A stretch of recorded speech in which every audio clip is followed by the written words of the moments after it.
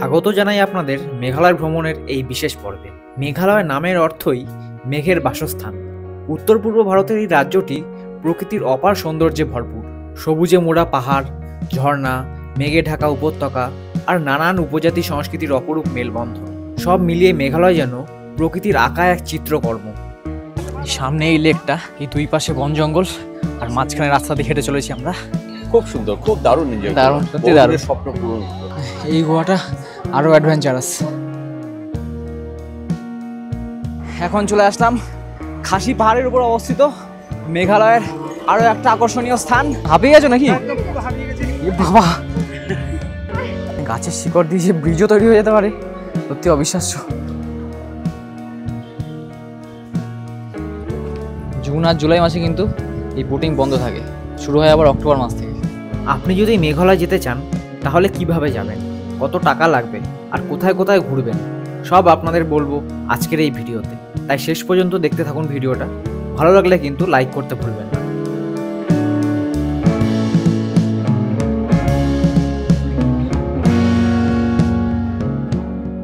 প্রথমে চলে আসুন হাওড়া স্টেশনে আর উঠে পড়ুন সরাইঘাট এক্সপ্রেসে। ট্রেনের নাম্বার কি 12345। এটা ট্রেনের নাম্বার না, ফোনের পাসওয়ার্ড ধরতে পারবেন না। কি লাইন রে, ট্রেনের ভিতরে মনে হয় খিচুড়ি দিচ্ছে, উঠলে বুঝতে পারবো। টোটাল 997 কিলোমিটার যাবে ট্রেন, 18 ঘন্টা টোটাল টাইম লাগবে। কালকে সকাল 10টা 5-এ গিয়ে পৌঁছাবো। ট্রেনের গেটের সামনে গিয়ে বুঝতে পারলাম, হ্যাঁ, এটাই মেঘালয়ের পাশের রাজ্য আসাম। আমার স্লিপার ক্লাসের টিকিটের দাম ছিল 560 টাকা, আর আপনি যদি এসি 3 টায়ারে আসতে চান তাহলে খরচ হবে 1450 টাকা। সকাল 9টা 45 মিনিটে আমাদের সরাইঘাট এক্সপ্রেস এসে পৌঁছালো কামাখ্যা জংশন। এখানে মাত্র 3 মিনিটের হল্ট আছে আর আধ ঘন্টার মতো বাকি, তারপরে এই গুয়াহাটি স্টেশন। 10টা 5-এ আসার কথা ছিল, 2 মিনিট আগে ঢুকিয়ে দিয়েছে, 10টা 3-এ চলে এসেছি। তোমরা যদি শিলং যেতে চাও বলে দিই, এই ক্যাবগুলো নেয় 2000 টাকা করে। তার সময় আছে শেয়ার গাড়ি, ওটা পার হেড 300 টাকা করে নেবে। আর বাসও পেয়ে যাবে শিলং বাস স্ট্যান্ড থেকে, ওটা 800 থেকে 1000-এর মধ্যে দাম পড়ে। আর শিলং এখান থেকে 100 কিলোমিটার, টাইম লাগবে মোটামুটি ওই 3 থেকে 3.5 ঘন্টার মতো। দুপুরের আগেই শিলংয়ের হোটেলে পৌঁছে যাবো, আর তার আগে আমরা ঘুরে দেখে নেবো উমিয়াম লেক। এই উমিয়াম লেক উত্তর পূর্ব ভারতের বৃহত্তম কৃত্রিম হ্রদ, তো দেখতে হলে কিন্তু সঙ্গে থাকতে হবে। আপনারা যদি রিজার্ভ গাড়িতে যান তাহলে গুয়াহাটি থেকে শিলং যাওয়ার পথে সাইট সিনগুলো করে নিতে পারবেন, কিন্তু শেয়ার গাড়িতে গেলে সেটা হবে না। গুয়াহাটি থেকে বাস ছেড়ে দিল আর ঘড়িতে এখন সময় সকাল 9:30।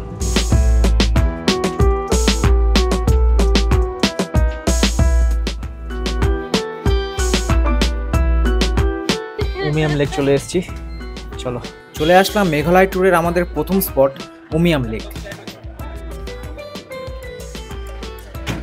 এখান থেকে 5 মিনিট হেঁটে মেন জায়গাটা যাব।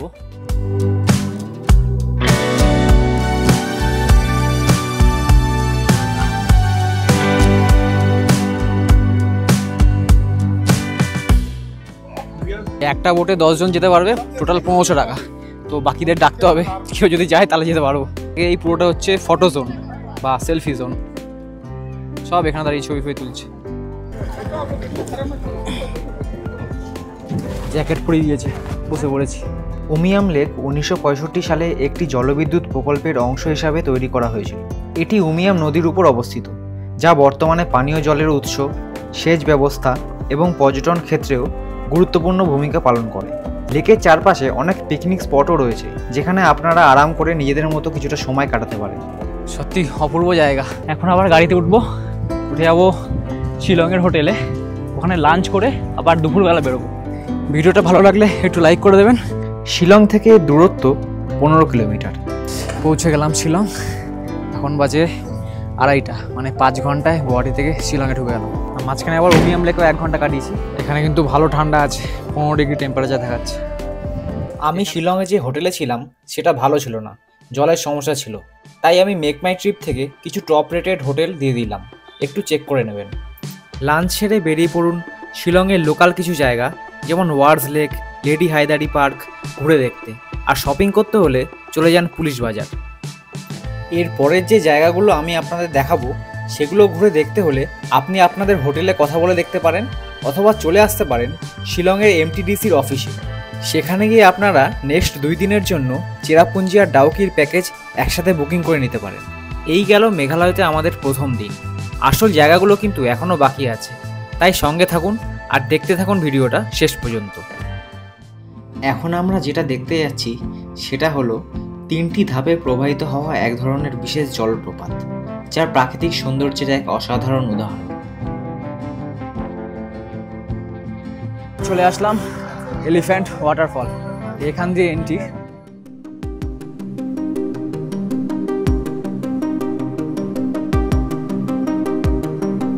দিকে এটা হলো ফার্স্ট ফলস, তো আরও ওয়াটারফলস রয়েছে, সেকেন্ড ফলস, থার্ড ফলস। সম্ভবত এখান দিয়ে নেমে যেতে হবে।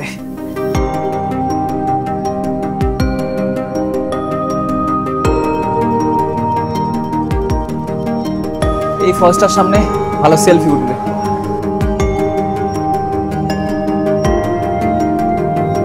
আবার উঠতে হবে উপরের দিকে, খাড়া সিঁড়ি আছে।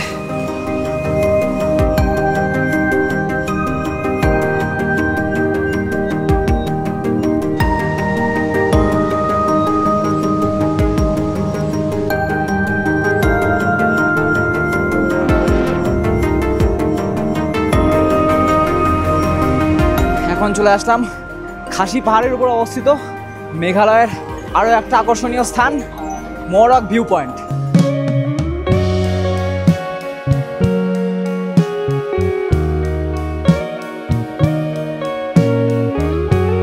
এখান থেকে আসলে ফটো তোলার জন্য ভালো জায়গা, এটা সুন্দর ভিউ আসে। এইদিকে পাহাড় আছে, একদম খোলা জায়গা।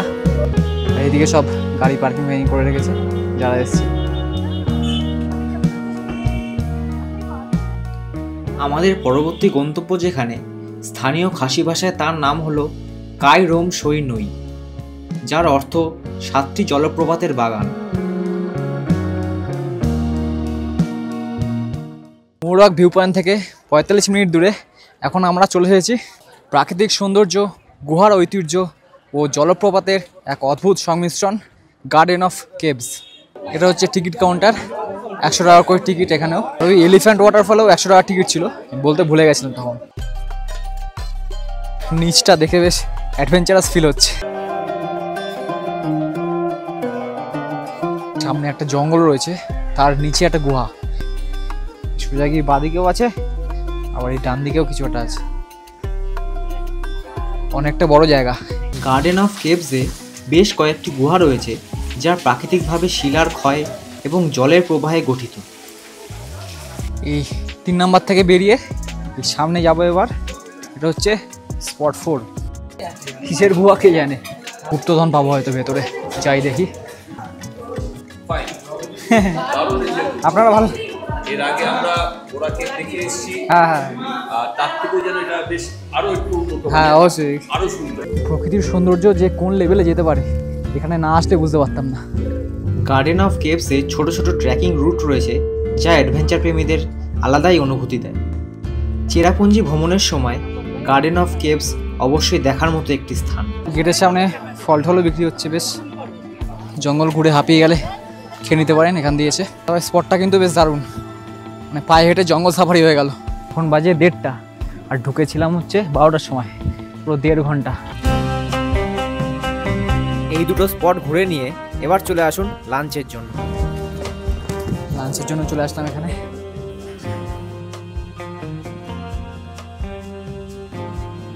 ডাল ভাত, আলু ভাজা, পনির আর ফুলকপির তরকারি। ভালোই টেস্ট, খারাপ ছিল না, কিন্তু ঠান্ডা হয়ে গেছিলো একটু। লাঞ্চ করে এবার বেরিয়ে পড়ুন চেরাপুঞ্জির বাকি জায়গাগুলো ঘুরে দেখতে। নো কালিকাই ওয়াটারফল, আরও একটা মেঘালয়ের অসাধারণ জলপ্রপাত। মেঘালয়ের চেরাপুঞ্জি অঞ্চলে অবস্থিত এটি ভারতের সবথেকে উঁচু একক ধারা জলপ্রপাত, যার উচ্চতা প্রায় 340 মিটার। এর পানির প্রবাহ এবং সবুজ পাহাড়ের পটভূমি এক অসাধারণ দৃশ্য তৈরি করে।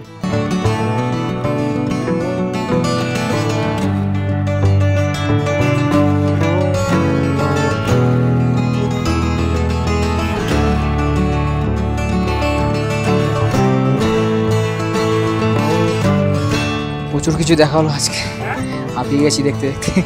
আরও দুটো বাকি আছে, দেখা যাক। এরপর চলে আসুন দীর্ঘদিন ধরে জমাট বাঁধা এক ভয়ঙ্কর পাথরের গুহা, মৌসমাই কেভ। হচ্ছে বাচ্চাদের 10 টাকা আর অ্যাডাল্টের 30 টাকা টিকিট।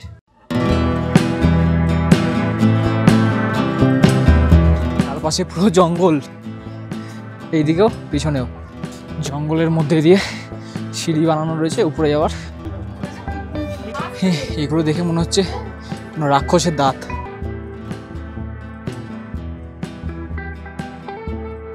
এই গোয়াটা আরও অ্যাডভেঞ্চারাস। গোয়ার মোট দৈর্ঘ্য প্রায় 150 মিটার, যা পর্যটকদের জন্য এখন খোলা। তবে গোয়ার মূল অংশ আরও দীর্ঘ, যা বর্তমানে অন্বেষণের জন্য বন্ধ। ভয়ঙ্কর জায়গা, কীভাবে যাবো বুঝতে পারছি না, পুরো অন্ধকার। এটি একটি প্রাকৃতিক চুনা পাথরের গুহা। ভিতরে বিভিন্ন ধরনের পাথর রয়েছে, কিছু পাথর তো আবার উপর থেকে ঝুলতেও দেখা যায়।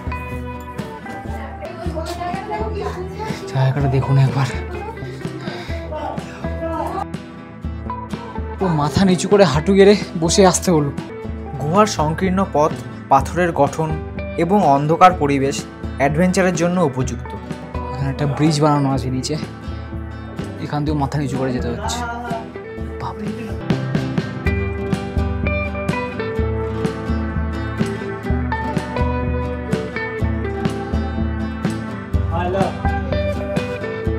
আলো দেখতে পাচ্ছি, এটা মনে হয় বাইরের রাস্তা।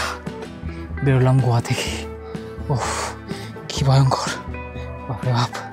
পাথরগুলো দেখলেন?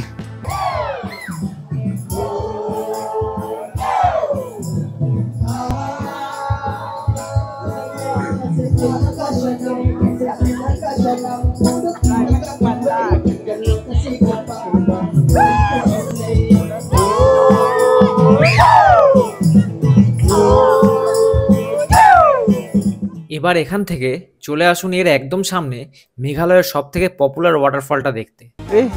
এ কি জল কই? একটা তো দেখতে পাচ্ছি না আমি। একটা দুটো মাঝে যায় দেখা যাচ্ছে। এটা শুধু বর্ষাকালে জল দেখা যাবে, সব শুকিয়ে গেছে জল এই নিচে। 7 সিস্টার্স ওয়াটারফল। স্থানীয় খাসি ভাষায় এটি নো সিংথিয়াই নামে পরিচিত, যার অর্থ রঙিন আকাশ। বর্ষাকালে এই জলপ্রপাতের চারপাশে রামধনুর সৌন্দর্য তৈরি হয়, যা এটাকে আরও মনোমুগ্ধকর করে তোলে। এই জলপ্রপাত প্রায় 315 মিটার উঁচু এবং প্রস্থে 70 মিটার। জলপ্রপাতটি বর্ষাকালে পুরো শক্তিতে প্রবাহিত হয়, যখন পাহাড়ি ঝর্ণাগুলি প্রচুর পরিমাণে পানি সরবরাহ করে। 7 সিস্টার জলপ্রপাত প্রকৃতির এক অপূর্ব সৃষ্টি। এর মনোরম সৌন্দর্য এবং শান্ত পরিবেশ পর্যটকদের মুগ্ধ করে। প্রকৃতিপ্রেমী এবং অ্যাডভেঞ্চার প্রেমীদের জন্য এটি একটি আবশ্যক ভ্রমণস্থল। চেরাপুঞ্জি ভ্রমণের সময় এই জলপ্রপাতের সৌন্দর্য উপভোগ না করলে ভ্রমণ অসম্পূর্ণ থেকে যায়। এমটিডিসির অফিস থেকে এই বাস বুকিং করলে চেরাপুঞ্জি ভ্রমণের জন্য আপনার খরচ হবে 500 টাকা পার হেড। মেঘালয় ভ্রমণের তৃতীয় দিনে ঘুরে দেখে নিন ভারতের সবথেকে পরিষ্কার নদী, আর তার সঙ্গে ঘুরে আসুন এশিয়ার সবথেকে পরিষ্কার গ্রামে। তবে এই দুটো ছাড়াও এই মেঘালয়ের আরও একটা অদ্ভুত জিনিস আপনাদের দেখাবো। তাহলে চলুন বেরোনো যাক। দীর্ঘ 3.5 ঘন্টা পর শিলং থেকে এখন এসে পৌঁছালাম ডাউকি। এটা পার্কিং, আর এদিকে হচ্ছে বোটিং পয়েন্ট, এই নিচ দিয়ে যেতে হবে। এটা হচ্ছে টিকিট কাউন্টার। বোটের রেট হচ্ছে 800 টাকা করে, 3 জন বসতে পারবে বোটে, আর 45 মিনিট ঘোরাবে। আর এই নদীটা দেখছেন, নদীটার নাম হচ্ছে উমগট রিভার, UMNGOT।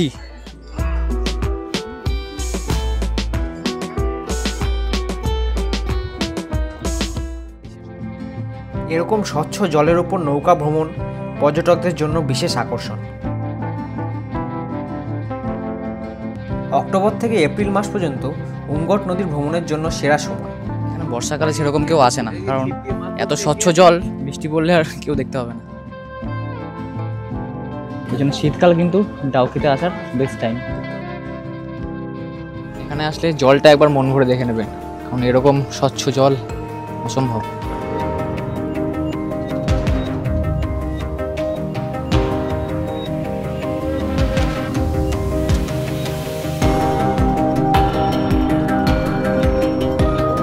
জুন আর জুলাই মাসে কিন্তু এই বোটিং বন্ধ থাকে, শুরু হয় আবার অক্টোবর মাস থেকে।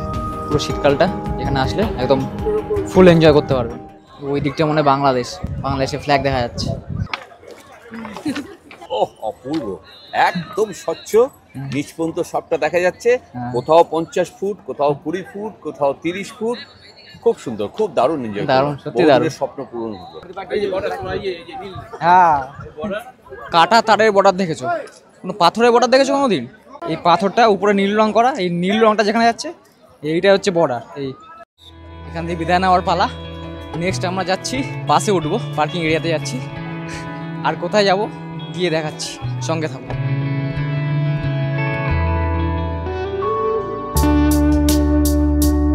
এখন আমরা যেটা দেখতে যাচ্ছি সেটা হলো জীবন্ত শিকড়ের সেতু, মেঘালয়ের এক বিস্ময়কর ঐতিহ্য, প্রাকৃতিক সৌন্দর্য এবং স্থানীয় কারিগরির এক অপূর্ব নিদর্শন। এটি শুধু একটি পর্যটন কেন্দ্র নয়, বরং মানুষের সৃজনশীলতা এবং প্রকৃতির প্রতি শ্রদ্ধার প্রতীক।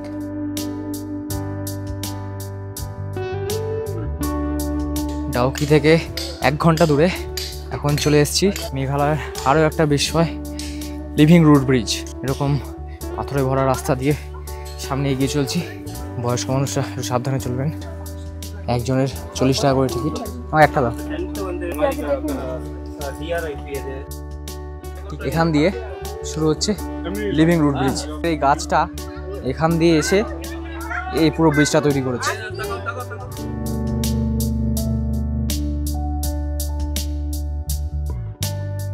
খাসি জনগণ প্রাকৃতিক রাবার গাছের শিকড়কে নির্দেশিত পথে বাড়তে দেন এবং তা দিয়ে সেতু নির্মাণ করেন।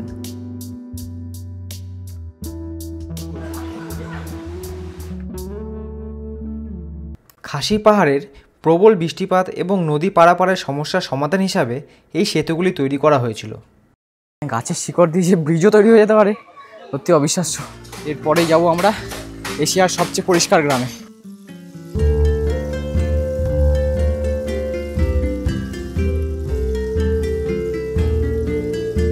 লিভিং রুট ব্রিজের একদম সামনে এই মাউলিরং গ্রাম।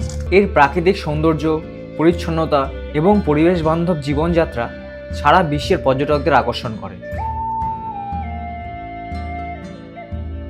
এই গ্রামটি শিলং থেকে প্রায় 90 কিলোমিটার দূরে এবং ডাউকি থেকে প্রায় 30 কিলোমিটার দূরে অবস্থিত। আপনি আসলে শুধু ট্যুরিস্ট না, আপনি বিভিন্ন স্থানীয় খাসি জনগোষ্ঠীর লোকদেরও দেখতে পাবেন।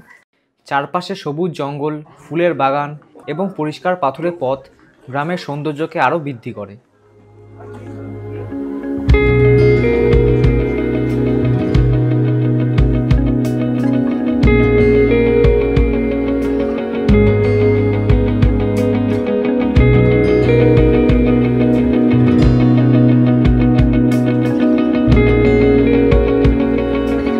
এখানকার বাতাস এবং পরিবেশ অত্যন্ত নির্মল। পুরো গ্রামটি পরিচ্ছন্ন এবং আবর্জনা মুক্ত। প্রতিটি বাড়ির সামনে ডাস্টবিন রয়েছে এবং বাসিন্দারা বর্জ্যকে জৈব সার হিসাবে ব্যবহার করেন। আমরা এখন বাইরের দিকে বেরোচ্ছি, কারণ এই ট্যুরটা এখানেই শেষ করতে হবে। লাইক করে দেবে একটা যদি ভালো লাগে, সাবস্ক্রাইব করে বেল আইকনটা ক্লিক করতে ভুলবেন না। পরদিন সকাল 8টার মধ্যে বেরিয়ে পড়ুন শিলং থেকে গুয়াহাটির উদ্দেশ্যে। দুপুর 12টা 20 সরাইঘাট এক্সপ্রেস ধরে চলে আসুন কলকাতা।